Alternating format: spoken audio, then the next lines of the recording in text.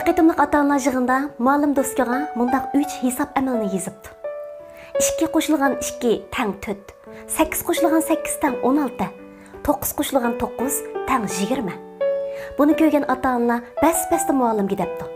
Muallim, bir hisobni xato ishlab qo'ydingiz. Bu chaqda muallim keyniga burilibla ata-onalarga mundaq debdi. Shundaq, bir hisobni xato ishlab qo'ydim. Ammo oldida to'g'ri ishlagan 2 hisob uchun meni maqtab qo'ymadinglar-ku. Bu chaqda ata-onalar cho'nqur xiyolga cho'kibdi. Shundaq, odam bo'lishmi dal mushunga o'xshaydi. 10 qitim uningga yaxshilik qilsangiz, balkim birdamda unutib qolishi mumkin.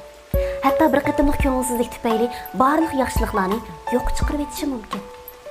Boshqalar sizning tatgan jafolaringizga emas, balki o'tkazgan xatoliklaringizga qaraydi.